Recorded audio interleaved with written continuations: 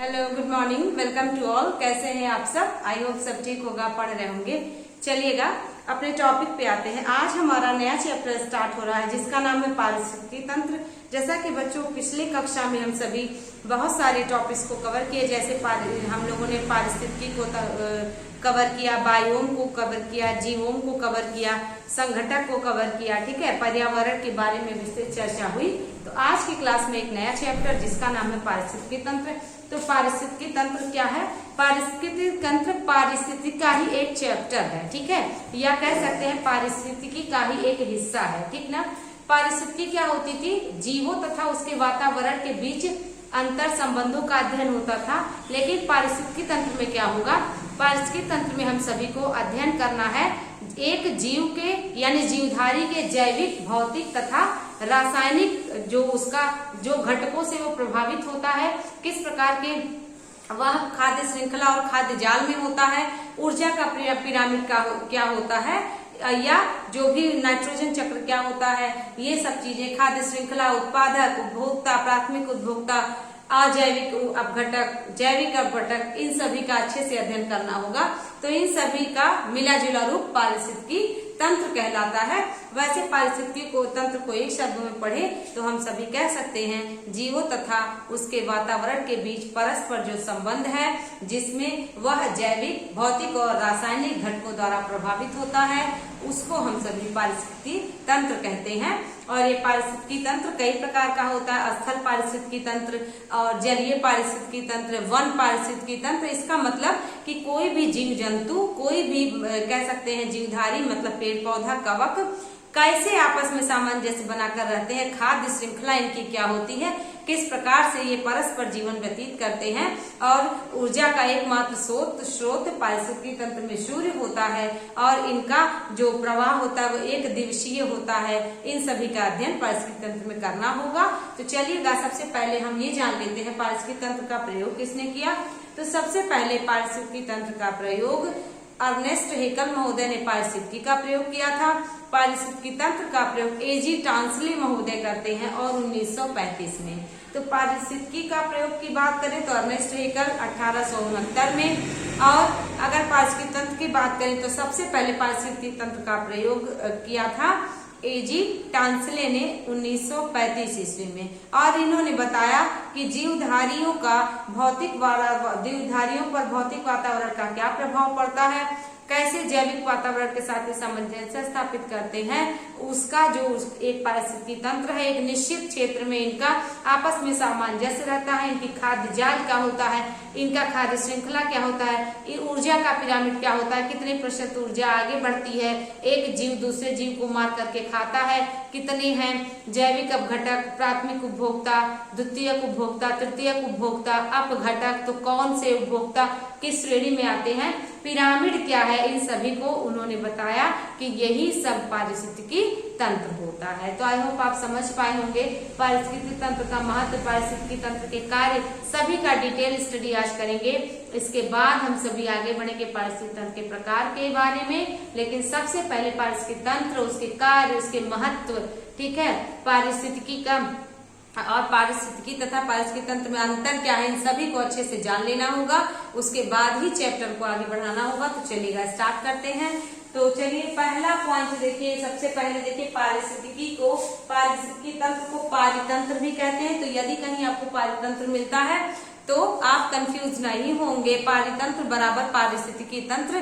पारितंत्र को इकोलॉजिकल, है ना, पारिस्थितिकी तंत्र को इकोसिस्टम कहते हैं और पारिस्थितिकी तंत्र को कह सकते हैं इकोलॉजिकल सिस्टम, इकोलॉजिकल, ठीक ना, SYST। इकोलॉजी होता तो पारिस्थितिकी हो जाता। इकोलॉजिकल सिस्टम का मतलब होता है पारिस्थितिकी तंत्र और इको सिस्टम का मतलब पारितंत्र। तो इकोलॉजी आप जानते हैं पारिस्थितिकी होता है, इकोलॉजिकल सिस्टम का मतलब, सिस्टम मतलब आप जान ही रहे हैं कि सिस्टम एक व्यक्ति से नहीं चलता है। सिस्टम के अंतर्गत आप ऐसे समझे कई सारे पार्ट हैं, वो सारे पार्ट नेचर के द्वारा अपने अपने कार्यों में बांटे गए हैं, तो सभी का अध्ययन करना है। तो देखिएगा सामान्य रूप से जीवमंडल के सभी संगठकों के समूह जो पारस्परिक क्रिया में सम्मिलित होते हैं। आप देख पा रहे होंगे पारस्परिक क्रिया का मतलब एक दूसरे के साथ सहयोग की क्रिया जो करेंगे वो हमारा जीवमंडल के सभी संगठनों के समूह जीवमंडल क्या होता है? वायुमंडल, स्थल मंडल, जल मंडल को जैव मंडल कहते हैं। मतलब देखिए वायुमंडल में भी जो है जीव जंतु पाए जाते हैं और स्थल मंडल में भी जीव जंतु पाए जाते हैं। स्थल मंडल के ऊपर ही वायुमंडल होता है और जल मंडल में भी पाए जाते हैं। स्थल मंडल भी बांट दे अगर तो वन होता है, मैदान होते हैं, पर्वत पठार होते हैं तो वो स्थल मंडल है। जल मंडल की बात करें तो जल के मंडल भी एक समुद्र जीवों का, एक तालाब के जीवों का अपना एक पारिस्थितिक तंत्र होता है। छोटे जीव बड़े जीव को खाते हैं, बड़े जीव उससे बड़े जीव को खाते हैं।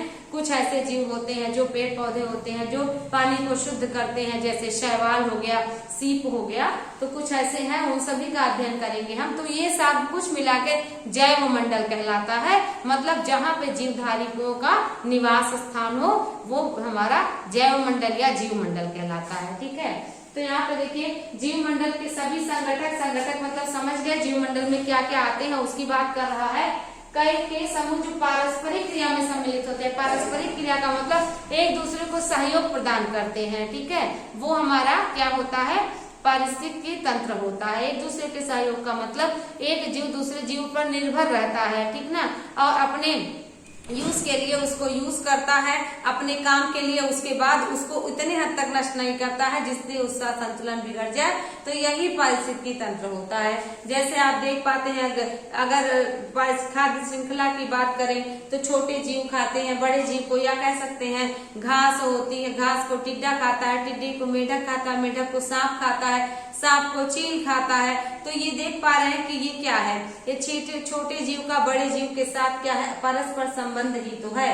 ठीक ना, कि पूरी तरह से नष्ट भी नहीं हो रहा है और भोजन की श्रृंखला चल रही है। ठीक ना, और ये श्रृंखला एक दिवसीय जाती है, अपोजिट नहीं जा सकती। ये हमेशा एक दिवसीय और चक्रीय श्रृंखला होती है। मीन्स क्या? चक्कर चलता रहता है पूरा।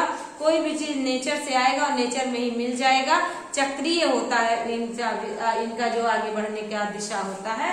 तो वही कह रहा है कि पारस्परिक क्रिया में सम्मिलित होते हैं, पारितंत्र कहलाते हैं, पारिस्थितिकी तंत्र कहलाते हैं। इसके बाद और आगे बढ़िएगा तो लिखा है कि देखिए, अर्थात जीव जंतु एवं पौधों का वातावरण के प्रति पारस्परिक संबंध। ठीक है, पारस्परिक संबंध ही पारिस्थितिकी तंत्र कहलाता है। क्या? देखिए, जीव जंतु एवं पौधों तथा जीव। ठीक ना, जीव जंतु एवं पौधों, बिल्कुल सही। कुछ जीव रहते हैं जो पौधों पर ही निर्भर रहते हैं, कुछ पौधे होते हैं जो जीव जंतु की ही सहारे पनपते हैं, बड़े होते हैं, या कुछ जीव ऐसे होते हैं जो पौधे पर उग करके अपना जीवन यापन करते हैं।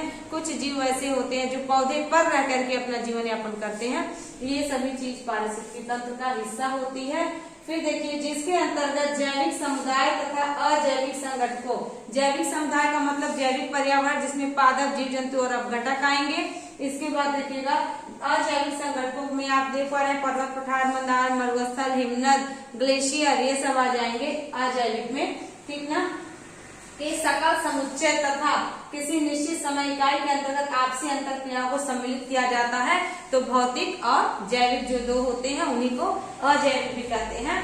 वही हमारा क्या कहलाता है? वही पारिस्थितिकी तंत्र कहलाता है। वो आप समझ पाए होंगे जीवों तथा उसके साथ अंतर संबंध जिसमें जीव अपना अस्तित्व बनाए रखता है। इसमें अजैविक और जैविक दोनों शामिल होते हैं। यही पारिस्थितिकी तंत्र होता है। पारिस्थितिकी तंत्र का सर्वप्रथम प्रयोग एजी टांसले ने 1935 ईस्वी में किया था। अब एजी टांसले महोदय ने क्या परिभाषा दिया था उसको देखिएगा। कह रहा पारिस्थितिकी तंत्र भौतिक तंत्रों का एक विशेष प्रकार है। भौतिक तंत्र का मतलब कि जहाँ पर शारीरिक स्थिति हो या जहाँ पर नेचर की एक ऐसी जो है देन हो, जहाँ पर मनुष्य, जहाँ पर जीव जंतु, जहाँ पर पेड़ पौधे सरवाइव करते हैं, यही व्याख्या करने का प्रयास कर रहे हैं एजी टांसले महोदय। तो एजी टांसले महोदय यहाँ पर देखिए क्या कह रहे हैं। यहाँ पर कह रहे हैं कि पारिस्थितिकी तंत्र भौतिक तंत्रों का एक विशेष प्रकार है। इसकी रचना जीवों तथा अजैविक संगठकों से होती है। जीवों तथा अजैविक संगठकों का मतलब जैविक तथा अजैविक। जैविक में पादप, जीव जंतु और अपघटक, ये तीनों मिलाकर, और जैविक में पर्वत, पठार, मैदान, मरुस्थल जो भी आपको बताए गए हैं उनकी मिली जुली रचना। बिल्कुल सही। जब भी मरुस्थल पर मरुस्थल के अधीन परिस्थितियां बनेंगी तो वहां पर मरुस्थलीय जीव पनपेंगे, एक दूसरे के साथ सर्वाइव करेंगे। यदि पर्वत की बात करें तो पर्वत पर ऊंचाई के साथ जैसी परिस्थितियां बनेगी वैसे वन, वैसे जीव जंतु वहां विकसित होंगे। यदि हम सभी बात करते हैं तटीय प्रदेशों की तो वहां पर जैसी परिस्थितियां बनेगी वहां का पारितंत्र वैसे विकसित होगा, वहां पर वनस्पतियां और जीव जंतु आपस में सर्वाइव करके रहेंगे।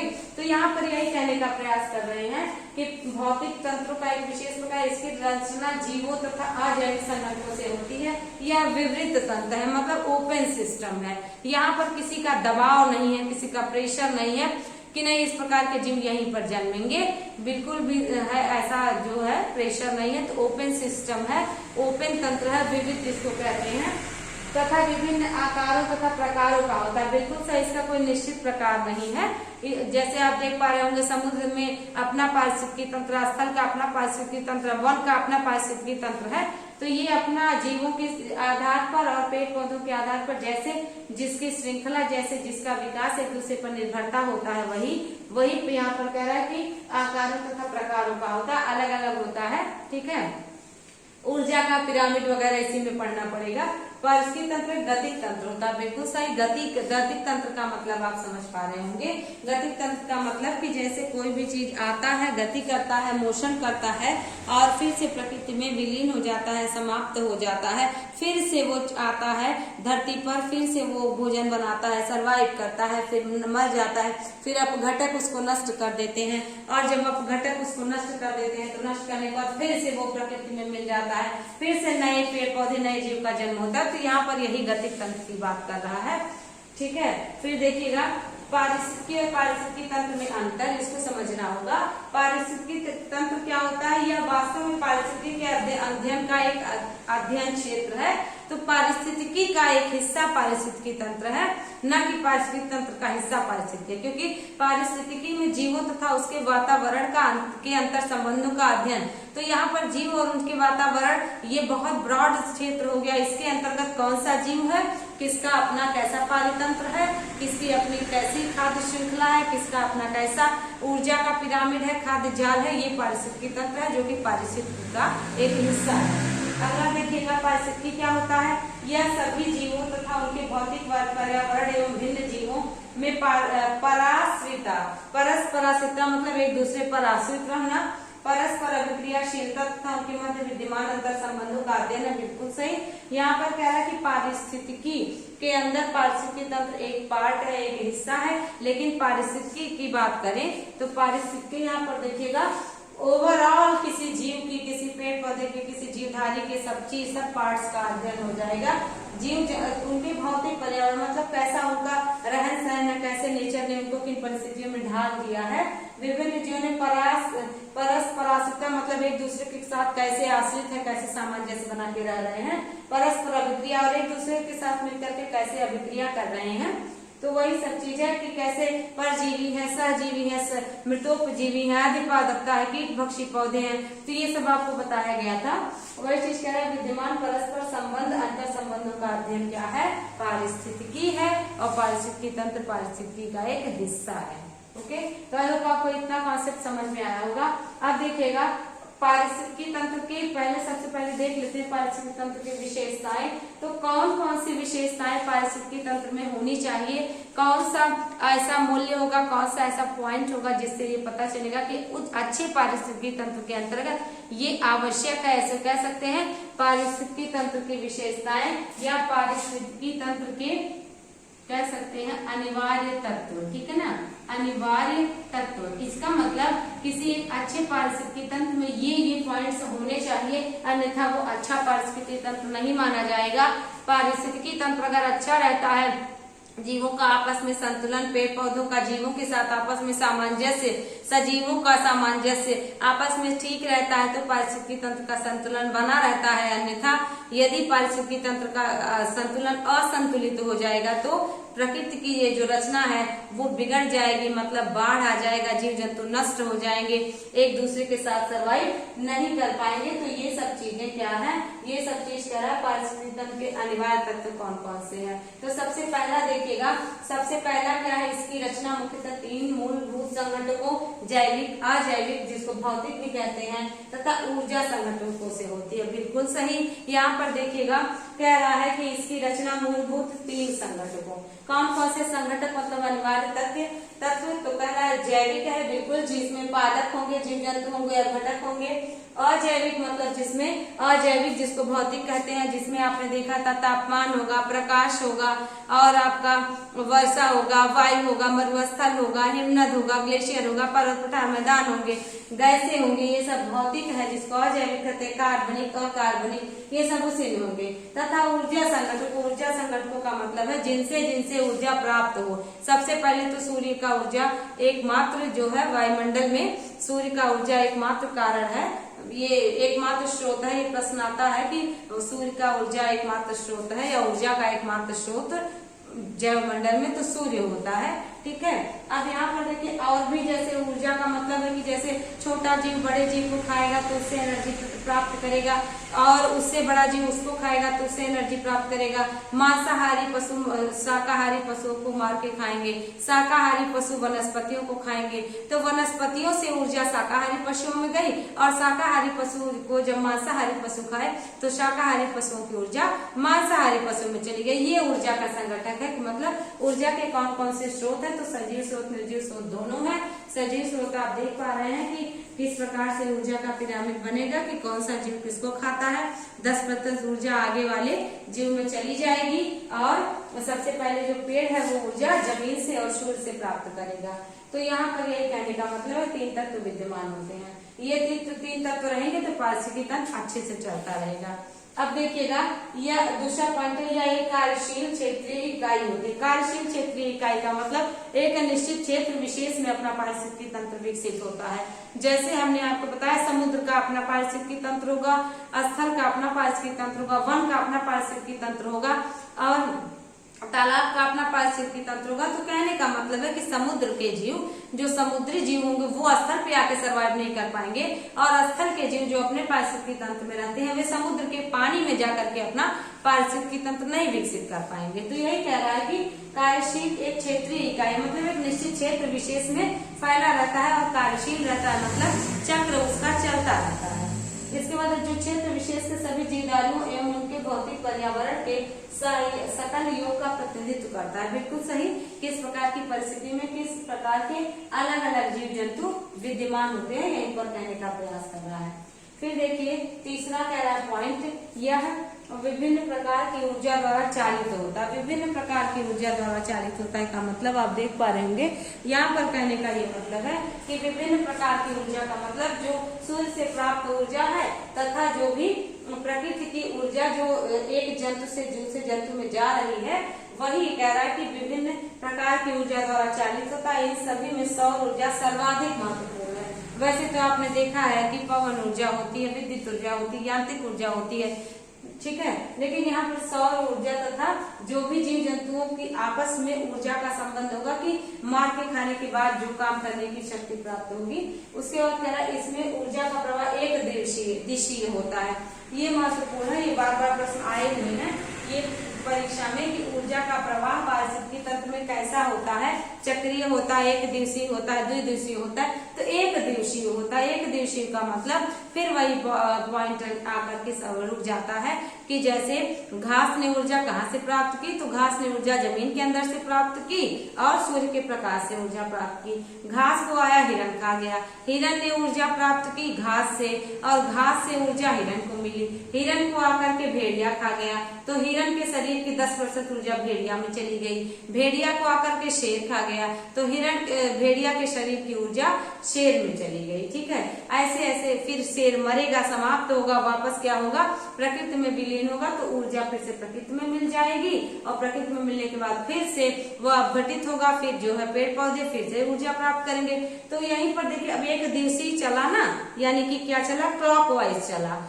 आप देख पा रहे होंगे छोटे जीव से ऊर्जा आगे बढ़ी, इसके बाद दूसरी तरफ चली, फिर अगले जंतु में गई, फिर अगले जंतु फिर प्रकृति में विलीन हो गई, फिर नए पौधे पे को ऊर्जा मिली। पहला तो ये है। दूसरा देखिए सूर्य की ऊर्जा की बात अगर करें तो सूर्य की ऊर्जा जो भी धरती पर आती है तो कुछ जो है पौधों द्वारा अवशोषित कर ली जाती है, कुछ जमीनों में सोख ली जाती है, कुछ व्यक्ति अपने जो यूज में ले लेता है। उसके बाद टोटल ऊर्जा का फिर टोटल ऊर्जा जो भी पौधे संश्लेषित करते हैं या धरती पर यूज होता है, उसके बाद जो है कुछ ऊर्जा वापस चली जाती है, लौट जाती है। तो जब लौट जाएगी तो क्या होता है, वायुमंडल से आई हुई ऊर्जा वायुमंडल में ही लौट जाएगी, पुनः सूर्य के प्रकाश को वापस वायुमंडल में मिल जाएगी। तो ये भी तो चक्रीकरण है या एक दिवसीय है। तो यहाँ पर यही कहने का प्रयास कर रहा है, ये बार परीक्षा में पूछा गया है। आगे बढ़ते हैं। यह तंत्र भूतल पर एक सुनिश्चित क्षेत्र धारण करता है। बिल्कुल सही, यह तंत्र भूतल पर मतलब पृथ्वी पर एक निश्चित क्षेत्र विशेष में पनपता है। वन का पारिस्थितिकी तंत्र है, स्थल का पारिस्थितिकी तंत्र है, समुद्र का, तो एक निश्चित क्षेत्र विशेष तक ही एक पारितंत्र फैलेगा। ये हमारा क्या कहलाएगा, ये आपका सुनिश्चित क्षेत्र, मतलब एक निश्चित क्षेत्र पर ही एक पारितंत्र फैला होता है। वहां पर अलग अलग प्रकार के जीव जंतु और पौधे आपस में सामंजस्य स्थापित करके रहते हैं। फिर देखिएगा यह एक खुला तंत्र है। वही बात हो गई ओपन सिस्टम, यहाँ पर किसी की किसी पे बाध्यता नहीं है।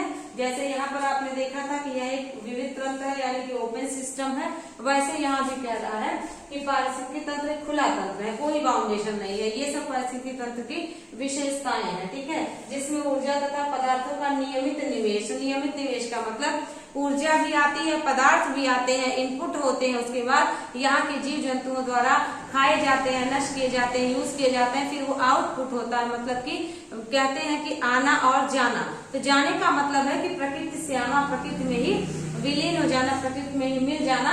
मिलने के अलग अलग माध्यम हो सकते हैं कि जो है सीधे कोई जंतु मर के नष्ट हो जाए, पेड़ पौधा मर के नष्ट हो जाए, किसी के द्वारा नष्ट कर दिया जाए। तो यहाँ पर कुल मिला जुला के आवागमन बहिर्गमन यानी कि निवेश यानी इनपुट कहते हैं, इनपुट मतलब होता है आना, और बहिर्गमन मतलब आउटपुट यानी कि जाना। तो पदार्थों का नियमित आना और जाना लगा रहता है। बिल्कुल सही। अगर आप देखें तो नाइट्रोजन चक्र, कार्बन चक्र, जल चक्र, ठीक ना, और आपने देखा होगा कि गैसों का जो चक्र है और भूरासायन, जैव भूरासायनिक चक्र, तो ये सब क्या है, पृथ्वी जो है वायुमंडल से आना, वायुमंडल में ही समाप्त हो जाना। यही चीज कह रहा है कि आना तथा जाना ऊर्जा के तथा पदार्थों का नियमित, ठीक है।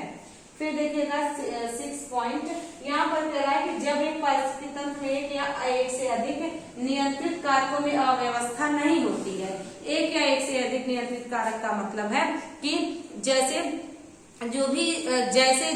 जिस पारिस्थितिकी तंत्र में रहने वाले जीव हैं, जैसे मरुस्थलीय जीव हैं, वो स्थलीय जीव, जो स्थल के जीव हैं, या कह सकते हैं जो शैलोद्भिद हैं, या जो भी मतलब स्थल पे रहते हैं, पर्वत पठार पे रहते हैं, वो मरुस्थल के जीवों को साथ संक्रमण नहीं करेंगे, और वहां के जीव आकर के दूसरी जगह संक्रमण नहीं करेंगे, वे अपने पारिस्थितिकी तंत्र में रहेंगे।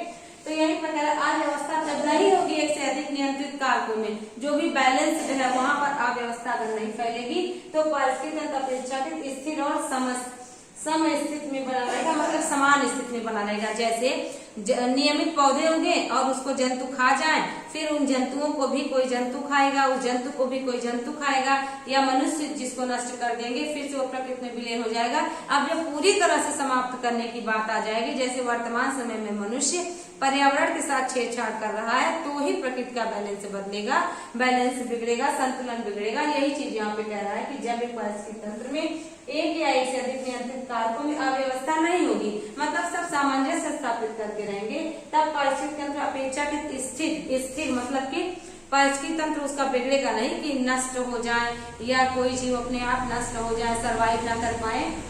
तो असमय स्थिति में होता है, यानी समान स्थिति में जस का तस बना रहता है, सारी व्यवस्थाएं ठीक लगती हैं, ठीक है। फिर कह रहा है इसमें बढ़ते पोषण स्तरों से जीवधारियों द्वारा श्वसन क्रिया से क्षय होने वाली ऊर्जा का प्रसर बढ़ता रहता है। यहाँ पे देखिए क्या कह रहा है, यहाँ पे कह रहा है कि इसमें बढ़ते पोषण स्तरों से जीवधारियों द्वारा श्वसन, तो जीवधारी श्वसन करेंगे, पौधे श्वसन करेंगे तो कार्बन डाइऑक्साइड को लेंगे और ऑक्सीजन को छोड़ेंगे। मनुष्य कार्बन डाइऑक्साइड छोड़ेगा, ऑक्सीजन को ग्रहण करेगा, जीव जंतु ऑक्सीजन को ग्रहण करेंगे, कार्बन डाइऑक्साइड छोड़ेंगे। तो यहाँ पे श्वसन क्रिया से क्षय होने वाली ऊर्जा, क्षय होने वाली का मतलब कि श्वसन क्रिया से जो भी व्यक्ति सांस लेने में, जो भी पेड़ पौधे भोजन बनाने में जो भी ऊर्जा नष्ट करते हैं, वो ऊर्जा का प्रतिशत बढ़ता रहता है। बिल्कुल सही, जितना ज्यादा वो कार्य करेंगे, भोजन बनाने का कार्य करेंगे या ऊर्जा रिलीज करने का कार्य करेंगे, जो भी अपना है मनुष्य कार्य करने का काम करेगा, तो ऊर्जा का प्रतिशत यहाँ पर बढ़ता ही रहेगा। ठीक है, क्योंकि प्रत्येक ऊंचे पोषण स्तर के जीवधारियों को निचले पोषण जीवधारियों की तुलना में अपना आहार प्राप्त करने के लिए अधिक कार्य करना पड़ता है। बिल्कुल वही चीज कह रहा है कि प्रत्येक ऊंचे पोषण स्तर के जीवधारियों को निचले पोषण स्तर के जीवधारियों की तुलना में अपना आहार प्राप्त करने के लिए जब बहुत मेहनत करना पड़ता है। अब आप देख पा रहे होंगे, घास है, घास पड़ी हुई है, हिरन आया खा लिया, तो हिरन ने कुछ मेहनत किया? नहीं किया। खरगोश आया खा लिया, कोई मेहनत नहीं किया। लेकिन अब हिरन और खरगोश को खाने के लिए भेड़ियों को शिकार करना पड़ेगा, घात लगाना पड़ेगा, शिकार करना पड़ेगा, मारना पड़ेगा, नोचना पड़ेगा, खाना पड़ेगा। मेहनत लगा तो उसका ऊर्जा ज्यादा रिलीज हुआ, बढ़ा। अब भेड़िए के पीछे शेर पड़ जाए तो शेर उसको खाने के लिए, मारने के लिए पूरी ऊर्जा अपनी लगाएगा, नष्ट करेगा, उसके बाद उसको मारेगा, खाएगा, समाप्त करेगा। तो ये क्या है? यही तो ऊर्जा का कह रहा है कि निचले स्तर के पोषण के लोगों को, मतलब छोटे जो भी मतलब उत्पादक हैं और उपभोक्ता, तो उत्पादक उपभोक्ता तो अब जो है और अपघटक यही होते हैं। तो उत्पादक जो होते हैं वे पेड़ पौधे होते हैं, उपभोक्ता मतलब उनको खाने वाले जीव जंतु। तो उत्पादक की तुलना में उपभोक्ता को ज्यादा मेहनत करना पड़ेगा और उपभोक्ता ज्यादा मेहनत करेगा। अब उपभोक्ता भी प्रथम श्रेणी, द्वितीय श्रेणी तथा तृतीय श्रेणी के होते हैं। प्रथम श्रेणी में आपके जो है सामान्य आएंगे, जो शाकाहारी होंगे, द्वितीय श्रेणी में मांसाहारी होंगे। तो ये क्या है? ये जो है उत्पादक और उपभोक्ता, तो उपभोक्ता को जैसे जैसे उनका चरण बढ़ रहा है वैसे वैसे उनको मेहनत भी ज्यादा करना पड़ेगा। वही चीज कह रहा है जीवधारियों की तुलना में अपना आहार प्राप्त करने के लिए, शेर अपना आहार प्राप्त करने के लिए भेड़िए को पता नहीं कितने घंटों से जब वह घात लगा करके बैठेगा, उसके बाद शिकार करेगा, उसके बाद भेड़िए को मारेगा, दबोचेगा, फिर न खाएगा, तो ऊर्जा ज्यादा लगा रहा है। तो यही चीज यहाँ पे कहने का प्रयास किया जा रहा है कि निचले स्तर के जीवधारियों की तुलना में ज्यादा मेहनत करना पड़ता है। अगर पेड़ पौधों की बात कर लें तो छोटे पौधे जो होंगे वे या तो बड़े पौधे के ऊपर ही निर्भरता करेंगे भोजन प्राप्त करने के लिए, या जो छोटे पौधे होंगे वो प्रकाश संश्लेषण की क्रिया उतना अच्छा नहीं कर पाएंगे जितना अच्छा बड़े पौधे कर ले। तो छोटे पौधों को निचले स्तर से सर्वाइव करने के लिए बड़ा स्तर करना में ज्यादा ऊर्जा नष्ट करना पड़ता है। फिर कह रहा है इसमें पदार्थों का गमन चक्रीय रूप में संपादित होता है। बिल्कुल सही, वही चीज हमने आपको बताया, जैसे जल चक्र हो गया, नाइट्रोजन चक्र हो गया, कार्बन चक्र हो गया। तो यहाँ पर देखिएगा जल चक्र, कार्बन चक्र, नाइट्रोजन चक्र का यही तात्पर्य है कि जब भी कोई भी पदार्थ, जैसे कार्बन की बात करें तो कार्बन क्या होता है? कार्बन जमीन से निकलता है, मनुष्यों द्वारा उत्पादित होता है, तो पेड़ पौधे पाते हैं। उसके बाद और जीव जंतु और यहाँ पर देखिए कार्बन डाइऑक्साइड गैस है, तो carbon dioxide gas, carbon monoxide gas, कुछ ऐसी गैसें हैं जो मोटर गाड़ियों द्वारा, कल कारखानों के द्वारा रिलीज होगी, कल कारखानों के द्वारा रिलीज होगी और ये वातावरण में फैलेगी, नष्ट नहीं होगी। फिर देखिएगा जीव जंतुओं में यदि पेड़ ज्यादा रहेगा तो कार्बन डाइऑक्साइड को नष्ट करने का प्रयास करेगा, भोजन के रूप में स्वीकार करने का प्रयास करेगा। उसके बाद जो है जो भी कार्बन डाइऑक्साइड इस पौधे को मिला है उस कार्बन डाइऑक्साइड के और प्रकाश संश्लेषण की क्रिया में वह भोजन बनाएगा। तो यहाँ पर देखिएगा फिर वो भोजन बनाएगा, फिर वो भोजन बना करके ऑक्सीजन को छोड़ेगा, फिर वो ऑक्सीजन मनुष्य जीव जंतु लेंगे, प्रकृति शुद्ध होगी। तो ये चीजों का चक्र चलता रहता है। वो पेड़ नष्ट हो जाएगा, ह्यूमस बन जाएगा, जीव जंतु नष्ट हो जाएंगे, ह्यूमस बन जाएंगे। तो यहाँ पर जो पदार्थों का चक्रीकरण है वो चलता रहता है। पदार्थों का गमन यहाँ पर चक्रीय संपादित होता है, एक से दूसरे में, दूसरे से तीसरे में, तीसरे से चौथे में, उसके बाद सबसे अंतिम में वही आकर के खड़ा हो जाता है चीज जहाँ से वह स्टार्ट हुआ था। यही कहने का यहाँ मतलब। अब देखिएगा पारिस्थितिकी तंत्र का क्या महत्व है, तो बहुत ही जरूर महत्व समझिएगा। कह रहा है सजीवों की वृद्धि के लिए आवश्यक पोषक तत्व जो है जैव पदार्थ तथा मृदा जैसे अजैविक घटकों में संचित होता है। बिल्कुल सही। पारिस्थितिकी तंत्र का क्या महत्व, आखिर क्यों पारिस्थितिकी तंत्र की उपयोगिता की आवश्यकता है, पारिस्थितिकी तंत्र को समझने की आवश्यकता हुई, तो यहाँ पर देखिएगा कह रहा है कि जी सजीवों की वृद्धि के लिए आवश्यक पोषक तत्व, सजीवों में कौन कौन आएंगे, जीव जंतु आएंगे, पेड़ पौधे आएंगे, ठीक है। और अपघटक भी, अपमार्जक भी, ये भी नर नाखून से तो नहीं देखे जा सकते, लेकिन ये भी सजीव में आते हैं, ये भी जैविक में आते हैं। तो इन्हें भी तो जीवन जीने के लिए मिट्टी के अंदर या मिट्टी के ऊपर ऐसे पदार्थों को ढूंढने की, खाने की आवश्यकता होगी जिससे इनका पेट भर पाए, जिससे इनका जीवन यापन हो पाए, जिससे इनको ऊर्जा मिल सके। तो वही कह रहा है कि क्यों आखिर पारिस्थितिकी तंत्र होना ही चाहिए। जाहिर सी बात है कि सभी जीव जंतुओं को परस्पर सामंजस्य स्थापित करने के लिए एक दूसरे को खाकर एक दूसरे के साथ सामंजस्य स्थापित करके इसी वातावरण की श्रृंखला में रहना होता है, इसीलिए पारिस्थितिकी तंत्र बहुत अनिवार्य है। तो कह रहा सजीवों की दृष्टि से वृद्धि के लिए आवश्यक पोषक तत्व जैव पदार्थ तथा मृदा जैसे अजैविक घटकों में संचित होता है। बिल्कुल सही है, सजीवों की वृद्धि के लिए आवश्यक पोषक तत्व। अब देखिए नाइट्रोजन की बात करें तो पौधे नाइट्रोजन जमीन से प्राप्त करते हैं, लेकिन जो कीटभक्षी पौधे होते हैं उनको नाइट्रोजन नहीं मिलता, तो कीटों को खा करके नाइट्रोजन लेता है। तो फिर क्या होता है, वो जब नष्ट हो जाता है तो फिर नाइट्रोजन जमीन के अंदर चला जाता है। यही कह रहा है कि पोषक तत्व जैव पदार्थ तथा मृदा जैसे अजैविक घटकों, है ना, जैव पदार्थ तथा मृदा जैसे जो भी पोषक तत्व मिलने चाहिए सजीवों को, वो जो है जीव जंतुओं के लिए जो आवश्यक पदार्थ है उनसे, तथा मृदा जैसे अजैविक घटकों में संचित होता है उससे प्राप्त करते हैं, ठीक है। इन पोषक तत्वों का प्रवाह पारिस्थितिकी तंत्र में चक्रीय रूप से होता रहता है। आपको समझाया गया कि जिस प्रकार से जल धरती के अंदर है या धरती के ऊपर है, तो प्रकाश के द्वारा, धूप के द्वारा उसको अवशोषित किया जाएगा।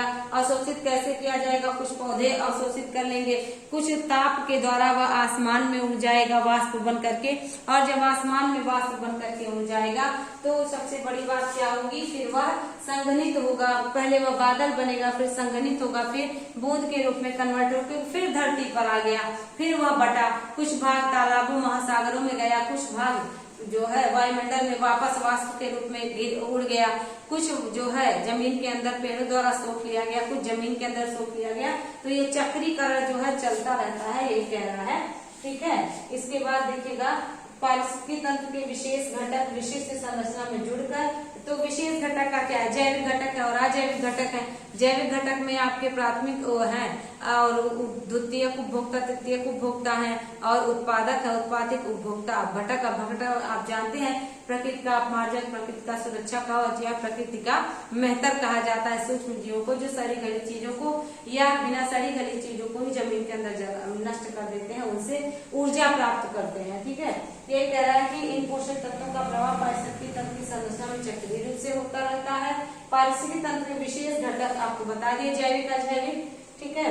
विशिष्ट संरचना में जुड़कर पारिस्थितिकी तंत्र को स्थायित्व प्रदान करते हैं, बिल्कुल सही। जो है भौतिक पर्यावरण, जैविक पर्यावरण के साथ सामंजस्य, और जैविक पर्यावरण के जो जीव जंतु हैं, जीवधारी हैं, वे भौतिक पर्यावरण में रहकर सामंजस्य स्थापित करते हैं और पारिस्थितिकी तंत्र में स्थायित्व प्रदान करते हैं, उसका बैलेंस नहीं बिगड़ पाता है।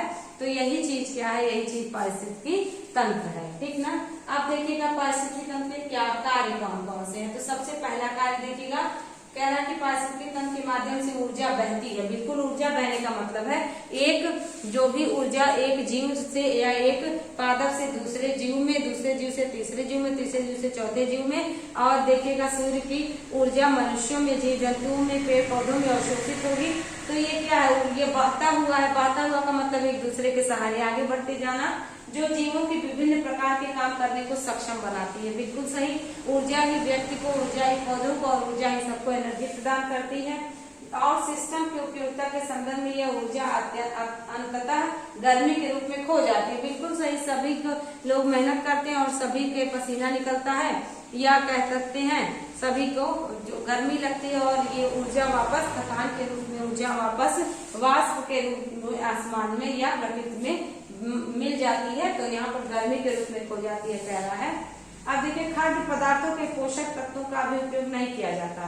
खाद्य पदार्थों के पोषक तत्वों का उपयोग नहीं किया जाता। खाद्य पदार्थ के पोषक तत्व क्या है, तो खाद्य पदार्थ के पोषक तत्व आपका यहाँ पर हो जाएंगे, उपयोग नहीं किया सकता। हम अनिश्चित काल के लिए उन्हें बार बार रिसाइकिल कर सकते हैं।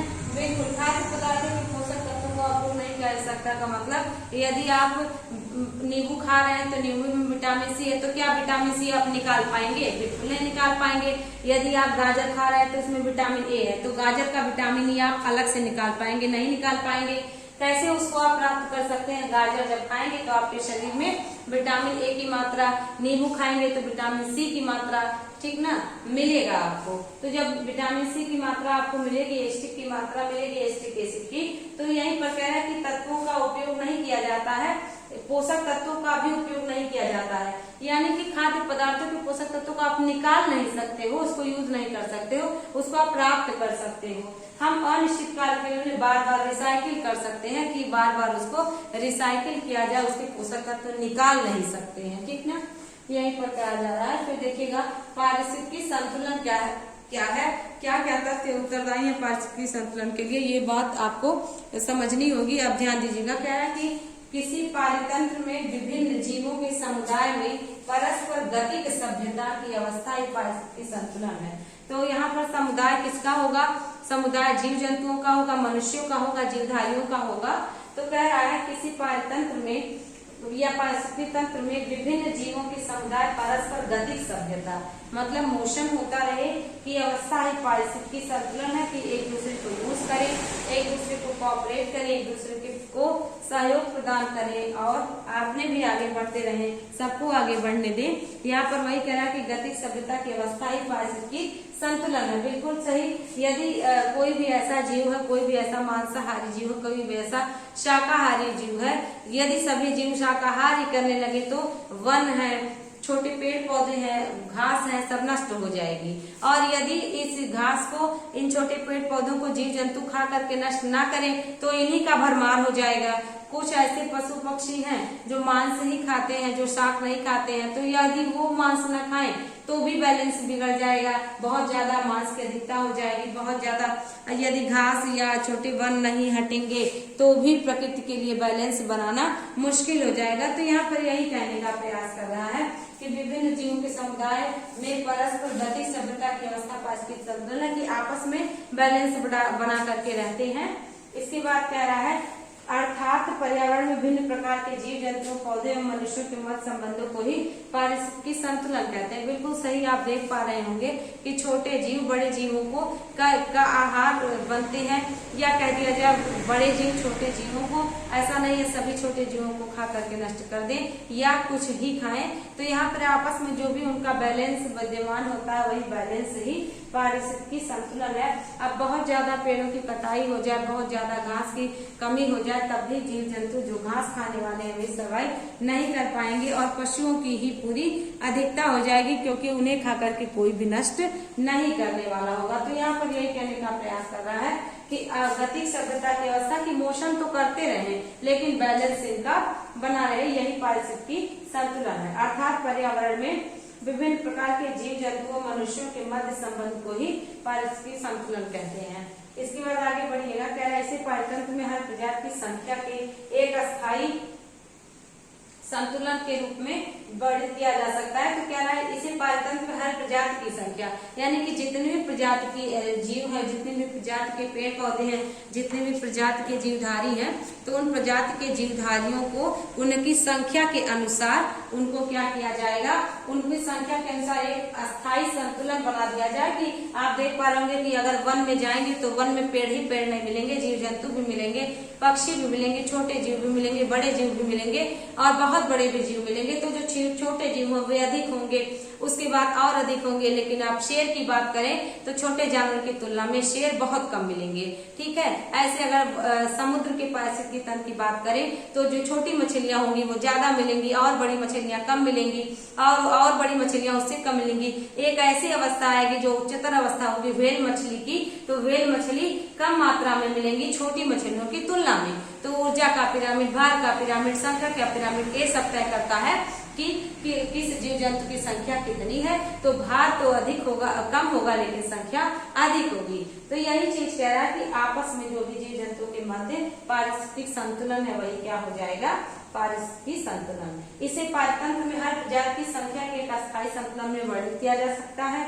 यह संतुलन निश्चित प्रजातियों के में प्रतिस्पर्धा आपसी सहयोग से होता है। प्रतिस्पर्धा का मतलब होता है कंपटीशन। बहुत सारे जीव जंतु हैं जो छोटे जीव जंतुओं का हिस्सा खा लेते हैं, बहुत सारे या अपने से जो कमजोर जीव जंतु हैं उनको मार कर खा जाते हैं या उनका हिस्सा खा लेते हैं। बहुत सारे पौधे हैं, आप देख पाते होंगे, छोटे पौधों को दबा देते हैं। तो ये सब जो है अगर ऐसा हमेशा होता रहेगा तो ये क्या हो जाएगा, आपसी सहयोग नहीं होगा तो पारिस्थितिकी संतुलन बिगड़ जाएगा। ठीक है, यह संतुलन इस बात पर भी निर्भर करता है कि कुछ प्रजातियां अपने भोजन व जीवित रहने के लिए दूसरी प्रजातियों पर निर्भर होती हैं। बिल्कुल सही, जैसे आप देख पा रहे होंगे कि आप देख पा रहे हैं भैंस के पीठ पर बगुला बैठ करके उसकी सफाई करता है, या कवक है तो कवक या अपमार्जक जिसको कहते हैं वो मृतोपजीवी होते हैं, मरे हुए सड़े गले जीव जंतुओं को ही खाते हैं। तो सड़े गले जीव जंतु जब रहेंगे तब ना वो खा करके सर्वाइव कर पाएंगे। तो एक दूसरे पर निर्भरता होती है। यदि घास ना रहे तो हिरण क्या खाएगा, यदि मेढक ना रहे, कॉकरोच ना रहे, चिड़िया ना रहे, चूहा ना रहे तो सांप क्या खाएगा। और यदि आप देख पा रहे होंगे सांप न रहे, छोटे जीव जंतु ना रहे तो आप देख पा रहे होंगे चील क्या खाएगा। तो ये जो खाने की जो श्रृंखला है, ये खाद्य श्रृंखला है, ये खाद्य जाला एक दूसरे के देखिएगा प्रजातियां अपने भोजन में जीवित रहने के लिए दूसरी प्रजातियों पर निर्भर होती है। एक प्रजाति दूसरी प्रजाति पर निर्भर रहेगी और उससे अपना भोजन प्राप्त करेगी, जिससे विभिन्न प्रजातियों की संख्या निश्चित रहती है और संतुलन बना रहता है। बिल्कुल सही। तो जब आपस में ये नए जन्मने का और खत्म होने का सिलसिला चलता रहेगा तो प्रजातियों की संख्या भी निश्चित बनी रहेगी। ऐसा नहीं है कि जो है आप देख पा रहे होंगे कि मुर्गियां हैं, बकरियां हैं, बत्तख हैं, इनका पालन होता है और इनको मारा जाता है। यदि इनको मार करके खाया न जाए वर्तमान समय में तो बहुत ज्यादा हो जाएगा। या इनको मतलब जो भी जीव जंतु खाते हैं यदि मार के ना खाएं तो उनको एक तो भोजन नहीं मिलेगा, दूसरा उन्हीं पशुओं का और उन्हीं जीव जंतुओं से पूरा स्थान भर जाएगा। तो यही चीज पारिस्थितिकी संतुलन है कि किसी चीज की इतनी अधिकता ना हो कि नेचर उसको अपने आप नष्ट कर दे। कई बार देखते होंगे और अनुभव भी हमने किया है कि जो चीज ज्यादा हो जाती है नेचर अपने आप उसको नष्ट कर देती है, अपने आप उसमें कोई भी समस्या ऐसी उत्पन्न हो जाएगी जिससे वो बैलेंस नहीं बना पाएगा और वो सर्वाइव नहीं कर पाएगा। डायनासोर देख लीजिए, या बहुत से ऐसे जो है पशु हैं, बहुत से ऐसे पक्षी हैं जो सरवाइव नहीं कर पा रहे हैं या उनकी संख्या में अधिकता होने की वजह से वे अपने आप नष्ट हो जाते हैं। तो यही पारिस्थितिकी संतुलन, यदि वे नष्ट नहीं होंगे, नया जन्म नहीं लेंगे, चाहे वो पेड़ पौधा हो चाहे वो जीव जंतु हो, तो यहाँ पर देखिए संतुलन बिगड़ करके असंतुलन में बदल जाएगा। तो जिससे विभिन्न प्रजातियों की संख्या निश्चित रहती है और संतुलन बना रहता है, मतलब पूरा समाप्त भी नहीं होता और अस्तित्व भी बना रहता है और एक दूसरे जीव पर निर्भरता भी बनी रहती है। तो आप देख पा रहे होंगे बच्चों, मुझे उम्मीद है कि आज आपको पारिस्थितिकी तंत्र समझ में आया होगा। पारिस्थितिकी तंत्र के कार्य, पारिस्थितिकी तंत्र के महत्व, पारिस्थितिकी तंत्र की कौन कौन सी विशेषताएं हैं, किसने पहली बार प्रयोग किया, पारिस्थितिकी और पारिस्थितिकी तंत्र क्या है, इन दोनों में अंतर, सब कुछ आज को रिलेट आपने किया होगा, समझा होगा अच्छे से। अगली क्लास हम लोगों की होगी पारिस्थितिकी तंत्र के घटक। उसमें अब देखा जाएगा कि कौन कौन से किन आधारों पर पारिस्थितिकी तंत्र के कितने प्रकार हैं, स्थलीय पारिस्थितिकी तंत्र के क्या हिस्सा है और जलीय पारिस्थितिकी तंत्र या सामुद्रिक पारिस्थितिकी क्या है, और आप देख पाओगे वन का पारिस्थितिकी तंत्र कैसा होता है। इन सभी बातों की चर्चा अगली क्लास में होगी। तो आप भी अच्छे से नोट्स बना करके पढ़ते रहिएगा और मिलते हैं कल की क्लास में। आज के लिए बस इतना ही। Thank you so much. बहुत अच्छे से आई होप आप समझे होंगे। मैंने तो पूरा प्रयास किया आपको समझाने का। उम्मीद करते हैं आपको भी समझ में ही आया होगा, क्योंकि एक अध्यापक ये सोच के चलता है कि उसके विद्यार्थी अच्छे से समझे होंगे। फिर भी अगर कोई समस्या रह जाती है तो कमेंट बॉक्स में लिखिएगा। यहाँ से आपको आपकी समस्या का समाधान करने का प्रयास किया जाएगा। Thank you so much.